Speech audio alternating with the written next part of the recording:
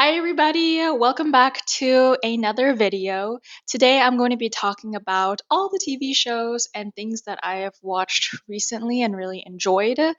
And there's going to be, I'm going to format this video a little bit differently. So, for some shows, I'm going to have a little bit of a spoiler section if I want to talk more in depth about it. And I'm also going to recommend some books that I think people would like if they enjoyed the show. And I thought it would just be a fun way to kind of jazz things up.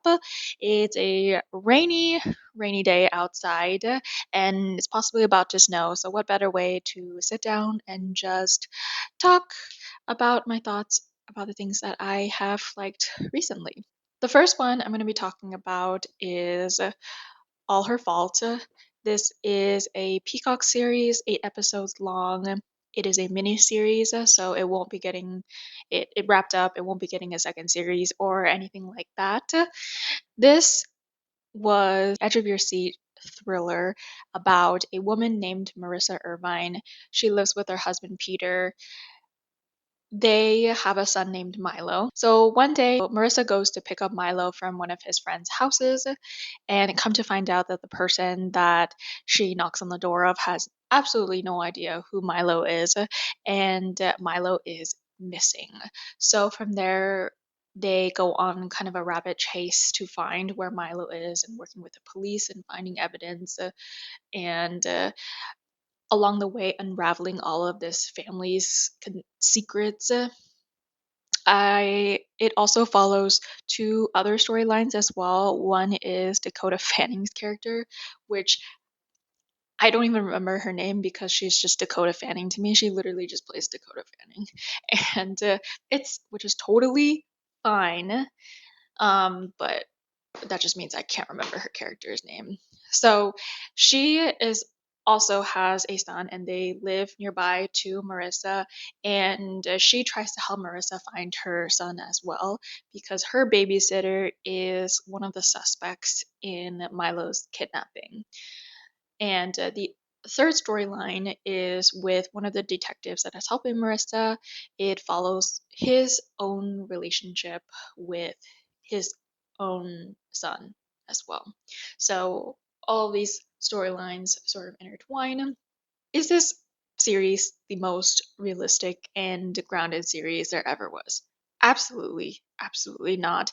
There are way too many coincidences, way too many there are way too many connections to each other to for me to really feel like there is some groundedness to it.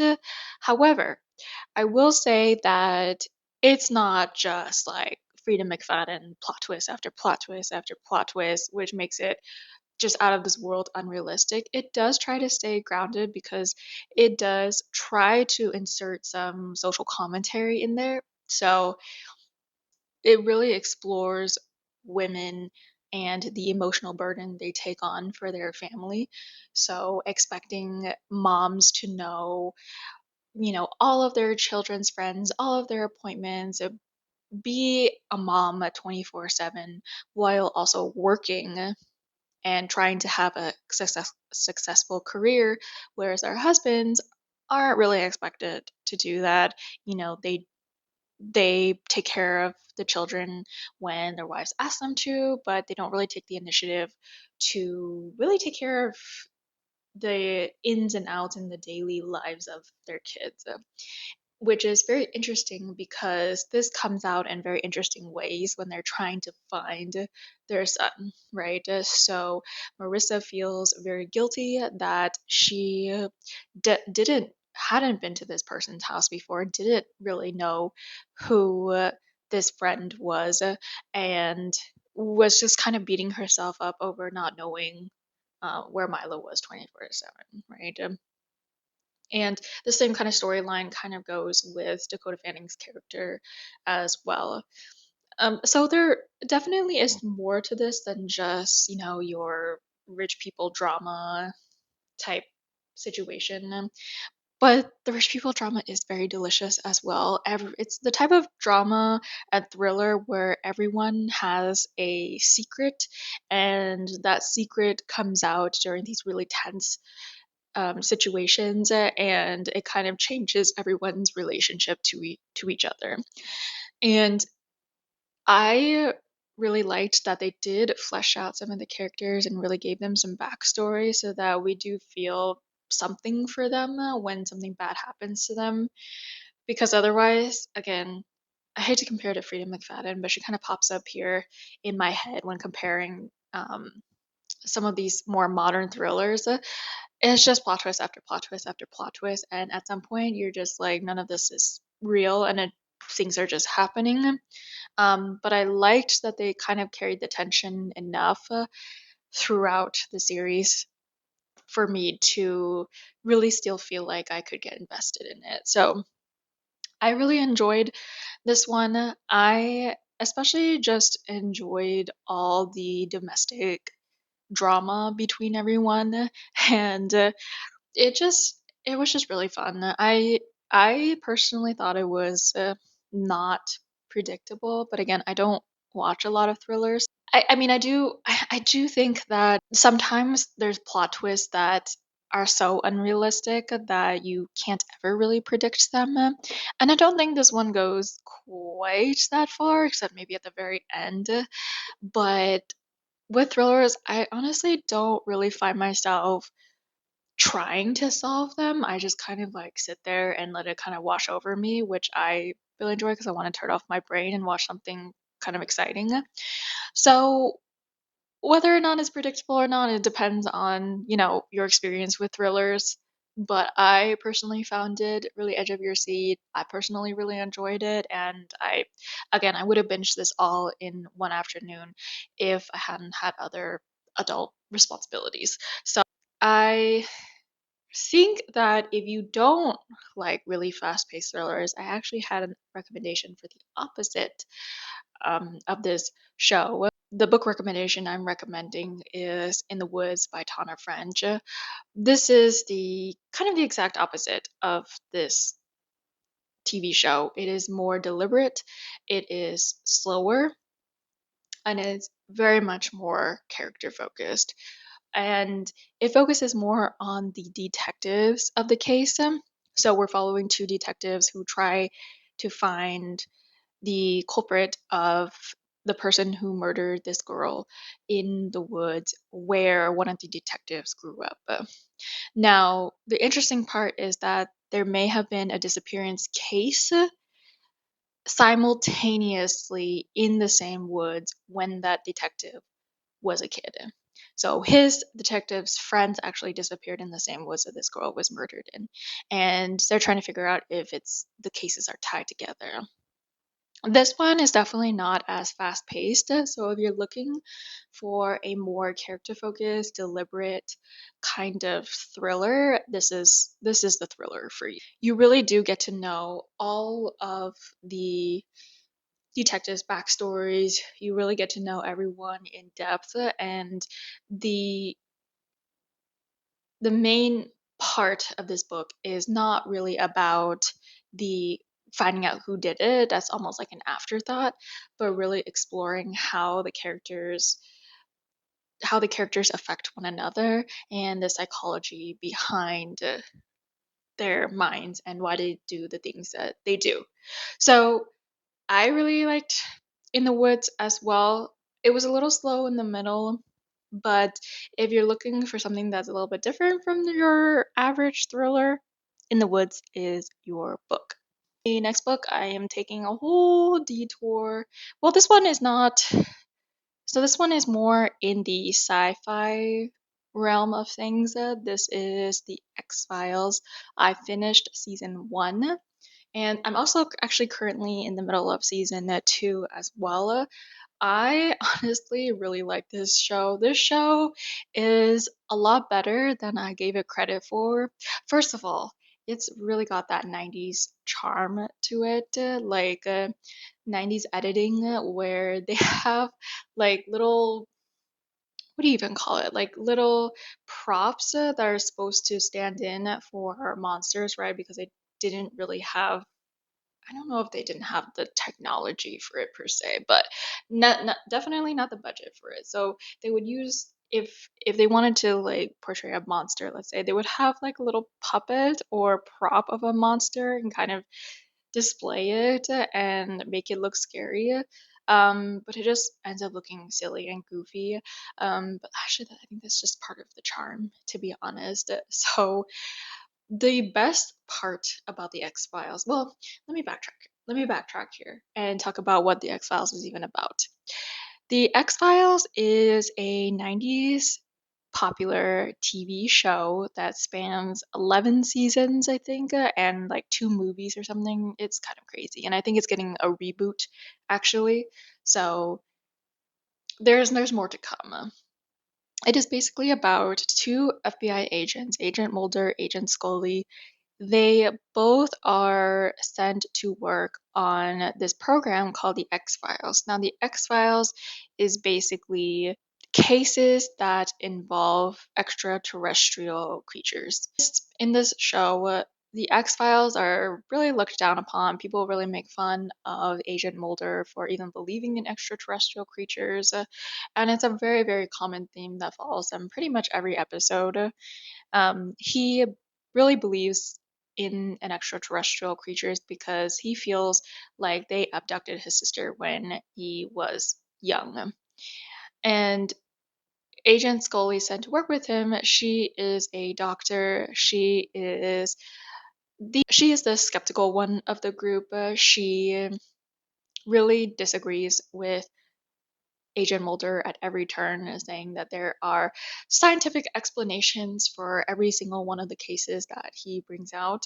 But eventually, she does sort of start to believe it as well, and that there is something more out there that she cannot explain. And enveloping all of this, there is a sort of like a government conspiracy, people who want to shut down the X Files and keep things a secret, and other people who want to expose what Agent Mulder and Scully are doing to the general public and um, help them get the truth out there, which is why there's the slogan, "The truth is out there," right? So each episode is kind of like Law and Order, where they follow one case and they solve it. Season two totally changes the ballpark, which I really enjoyed because after the events of season one, you get this change in the story. So season two doesn't is still following that episodic nature, but just more stakes and more tension and more of the background conspiracy going on in season two, which I really, really enjoy, and I cannot wait to see where things go. The stakes have gotten so much higher in the second season.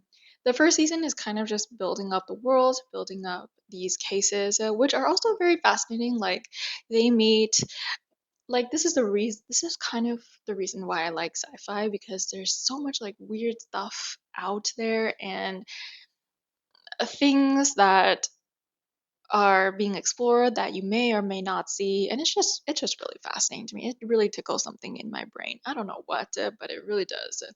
So, for example, they find, people who may be able to communicate telepathically with other people, a guy who can see into the future, a guy who can set things on fire, a person who can make people want to kill other people. It's just all these really fascinating cases, and you just really come to care for both of the agents, even though they're both hella stupid.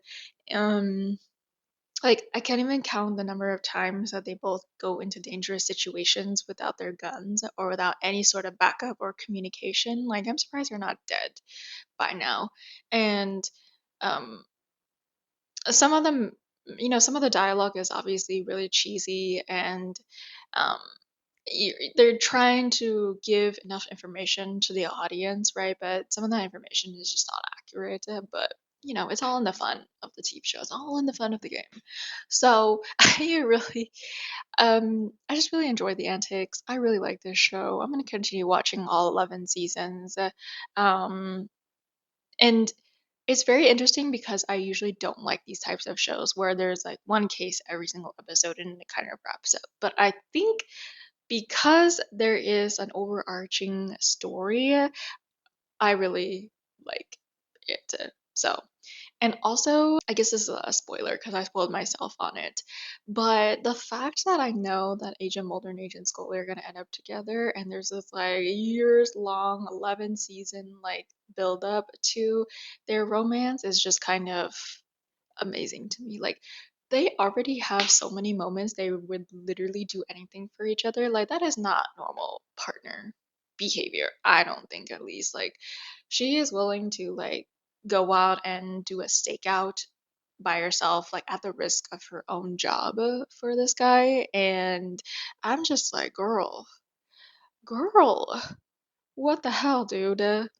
Like you were down bad for this guy. And the same thing with Agent Mulder, like he definitely cares a lot more for her than anybody else and trusts only her.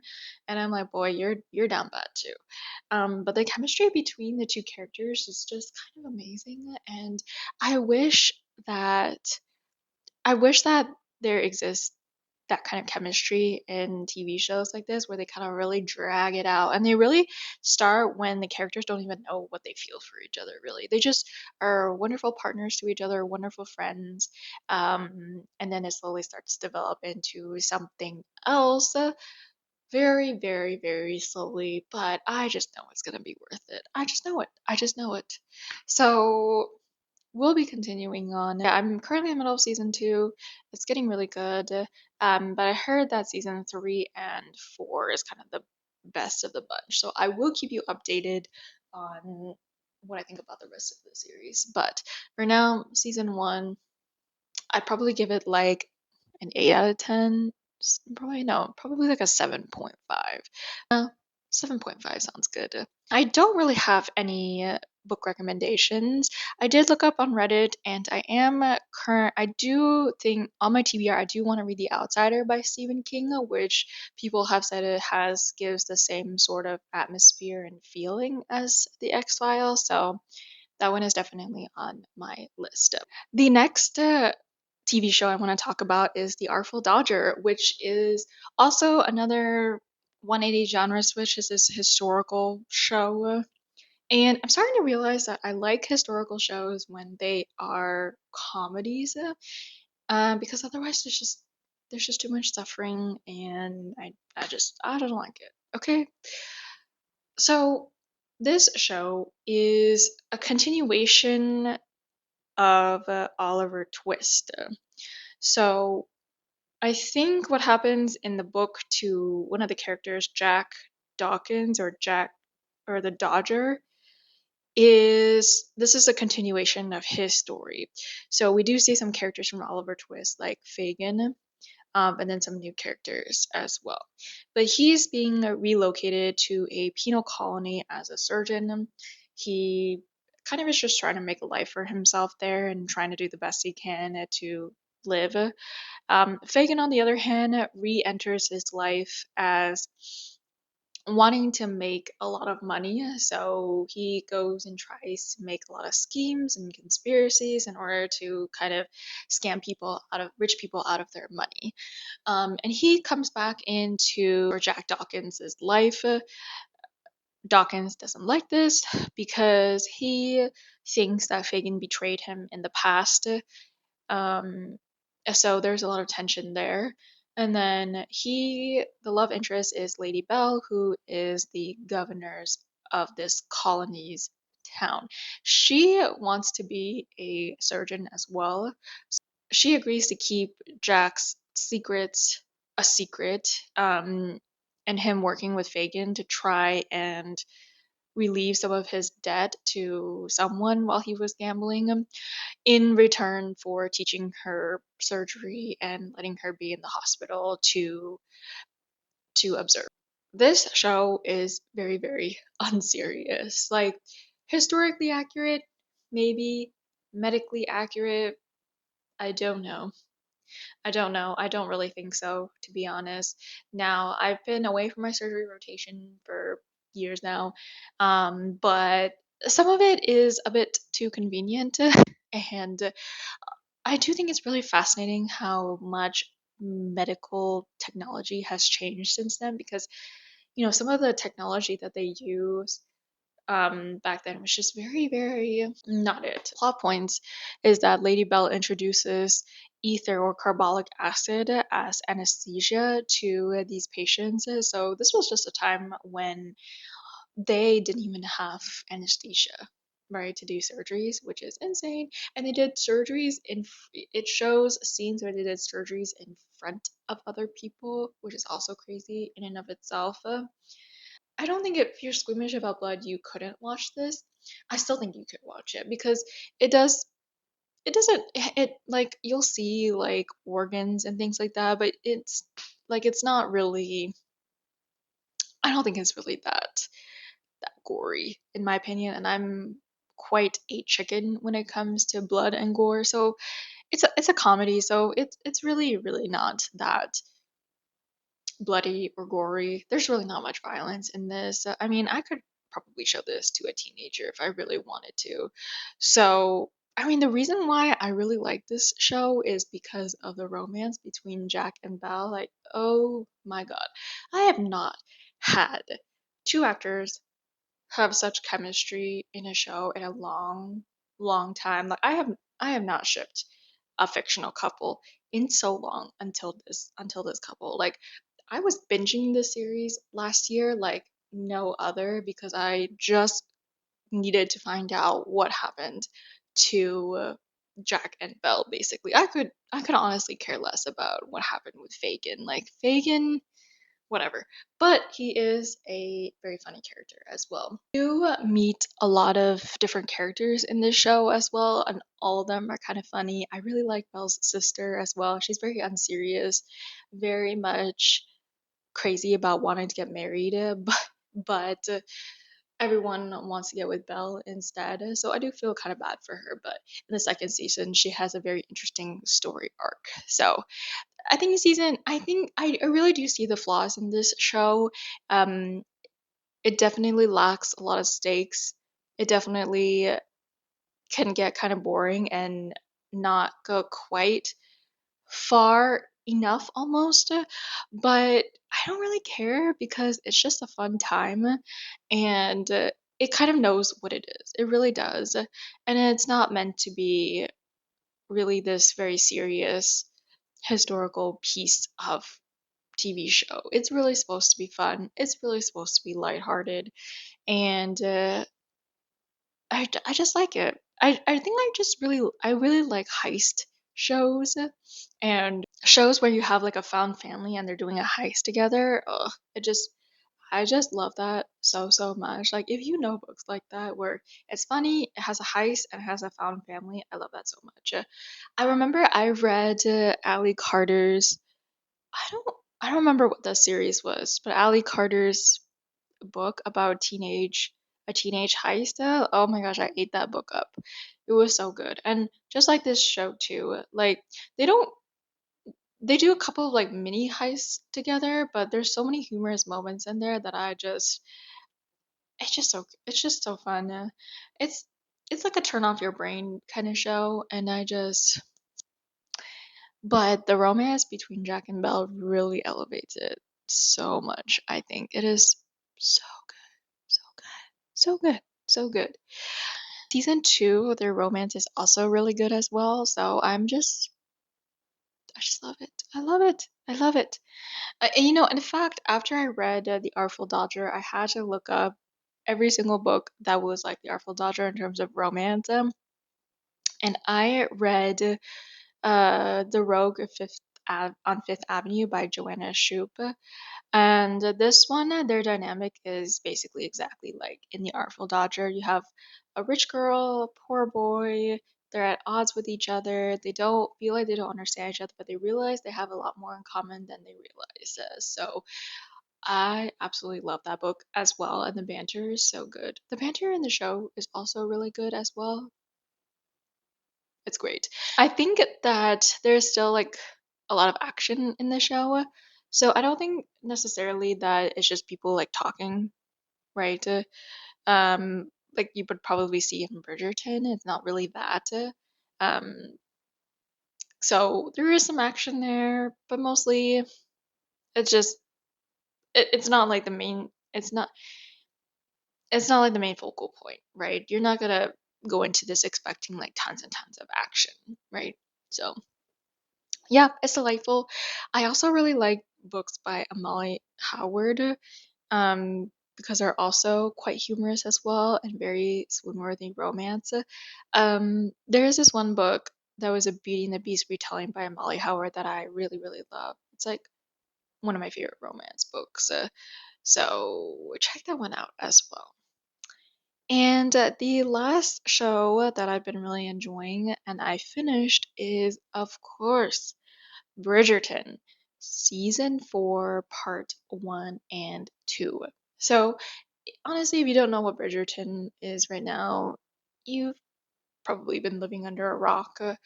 But I also I don't want to go into a summary of it because it's just because like there's too much going on. It's season 4, so we're just gonna go into spoilers for Bridgerton. Okay, okay. So this might be a hot take, but I like Benedict Bridgerton the most so far out of all the brothers. Why? First, because he's funny. Second of all, he really, really freaking cares about Sophie. Like, he was willing to give up his life, his family, for a chance to be with Sophie. Like, that is, like, top tier right there. And third, he's an artist, right? Like, come on. He's great. He's also really nice to Sophie and just very tender and just kind of unproblematic. Okay, I know that he asked her to be his mistress, but I think that the show did a really good job with really showing like why he would say that and why he thought it was a good idea. Because at the time, for a person of wealth and status to be with a maid was just not acceptable at all. And the only way they could do that was for her to be his mistress. And it wasn't necessarily a bad deal for her because she could have money, she could have stability, she could have a home if she wanted to, right? And she literally could have just gone with that, right? Obviously, we know with her past that she doesn't want to do that because of what happened with her mother. But again, I don't really blame Benedict for offering her that. I think that was kind of the best that he could offer her. And I think in his head, like he didn't really like he couldn't really from his position, right? He couldn't really think of a way otherwise, right? Because again, he has responsibilities to his family now that Anthony is not in the house, right? He has a responsibility to his sisters. It's not just him at stake, it's really his families as well, whom he cares about very deeply.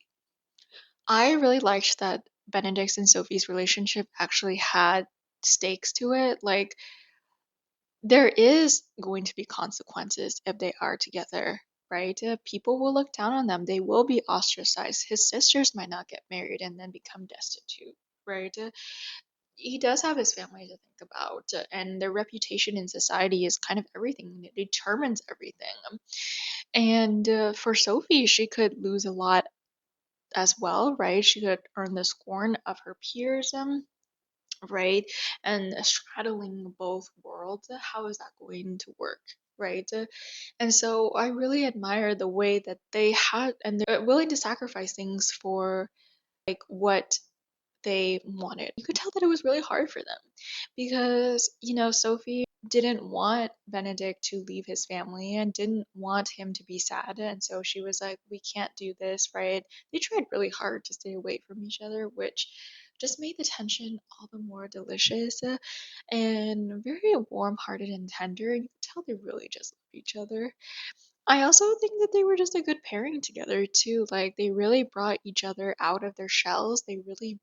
Sophie brought out his sense of responsibility, but also his carefreeness as well in a safe spot, really encouraged him to pursue his ambitions and his goals, while also encouraging his comedic side, his funny side, and for him, he kind of encourages her to pursue her goals as well, and to know that she is very, very worthy of love, what she has been feeling insecure about. There was one scene that I really liked where Benedict asked her, like, hey, like, it was the part where they were in the bedroom and Sophie says, my father didn't leave anything to me, and left everything to Amarinta. And Benedict's like, well, did you read the will? Did you read what your father actually said? She's like, no, I didn't. But there was a reason why, right? At first I thought, oh my God, like this is so stupid. Like, why didn't she check it? But it makes sense, right? Because she, for her whole life, thought that she was unworthy. And this sort of, and her father leaving her out of her will, sort of confirmed to her that she was unworthy. So she was like, oh, there's really no point to me checking the will because clearly he didn't care about me. So it really made sense why she didn't check. And Benedict says, no, you really are worthy of that love, and I really think that you should check your father's will because I'm sure that he left something for you. And I thought that was just so sweet. And I really like that Sophie can really feel like she is herself with him and can really feel like she is worthy of being loved. Because, for her whole life, she wasn't. She was a maid, she was abused, and it just was very tender, and I really liked it. Um, and, I think it also raised the stakes too of this relationship because Violet and Anthony also said that, really cautioned him, like, hey, like, have you really thought this through? Have you really thought about what it would mean for your family and for you if you were with Sophie? You wouldn't be able to see your family, if at all. You would have to live out on your own and make it out on your own. So yeah, I do like that he had some resistance to it because I think that Bridgerton definitely takes a lot of historical liberties, and I was afraid that they would do the same thing here. I mean, they kind of do at the end, and technically Sophie is part of like nobility and stuff, so they wouldn't care.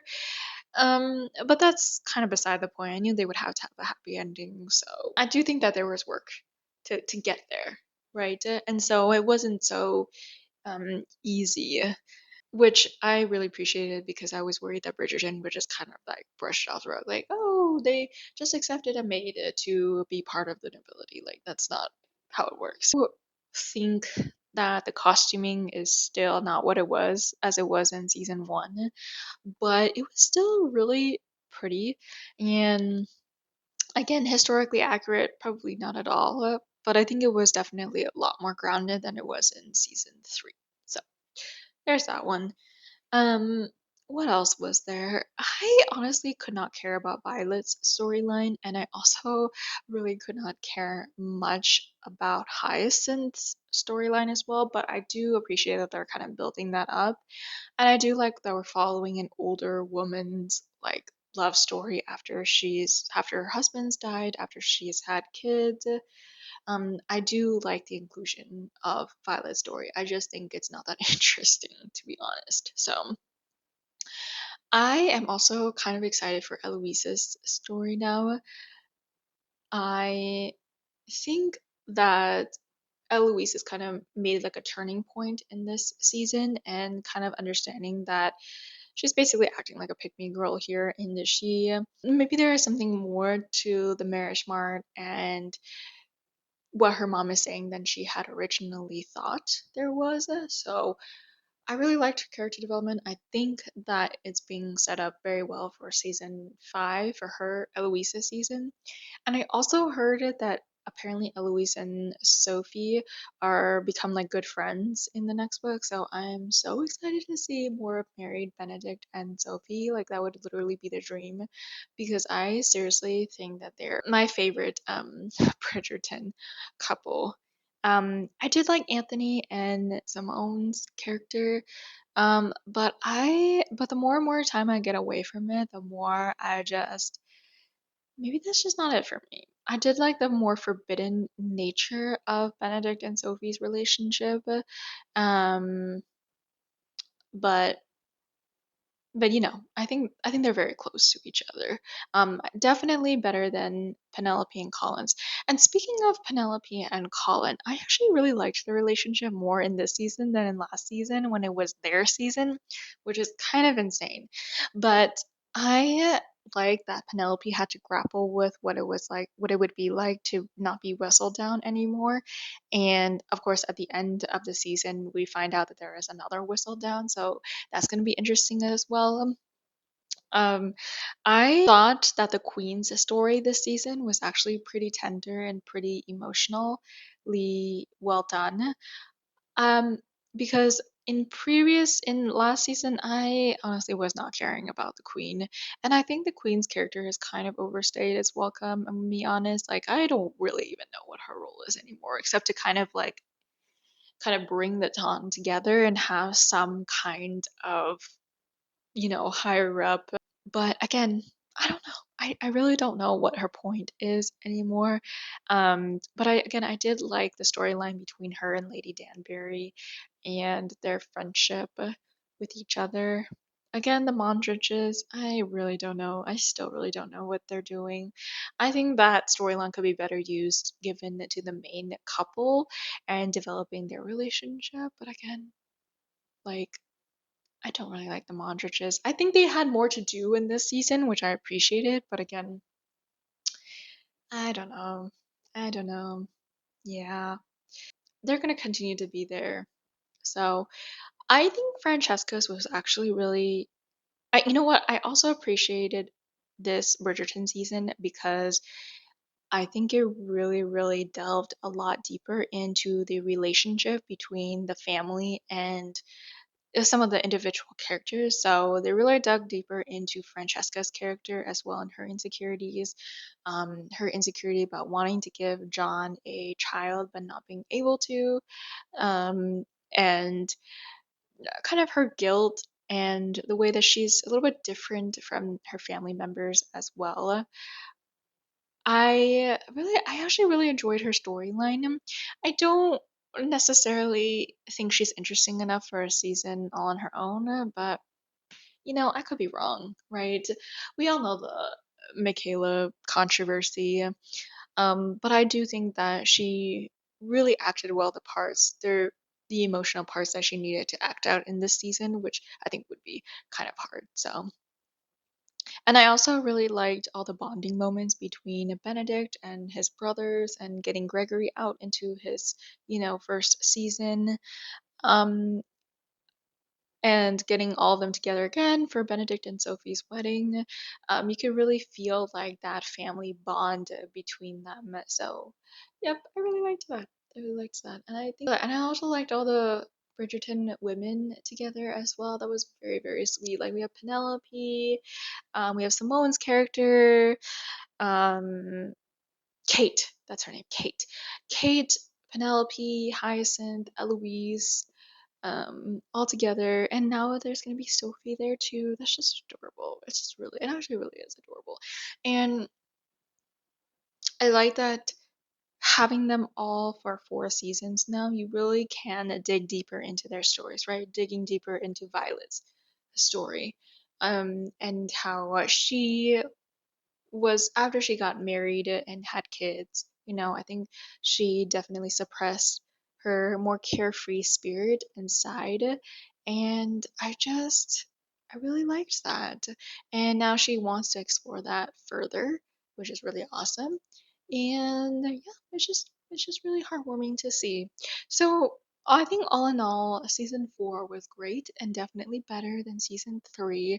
I think it does set up things really well for Eloise's season, and I'm just excited to see more Benedict and Sophie. Also, as a side note, these two actors have such insane chemistry. Like, I am past shipping actors together, but holy shit, these two make it really hard for me not to because their interviews are literally so funny and so chaotic, but so sweet as well. They're always complimenting each other, always touching each other, and they're just so like themselves in these interviews almost.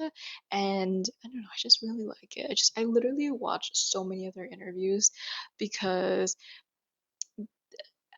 they just have such insane chemistry together. I can't wait to see more of them in season 5. The 4 shows that I really, really liked. It kind of gives you an insight into kind of my brain at this time. I mean, I'm reading a bunch of more heavier books, so I like to balance that out with more lighthearted shows. So I'm probably gonna be continuing on with that. I mean, I'm currently in the middle of X-Files season 2, The Artful Dodger season 2 as well, and we will see where else the next few months brings for me in terms of TV shows. So let me know if you watch any of these shows, what you think about them, and I will see you in my next video. Bye bye.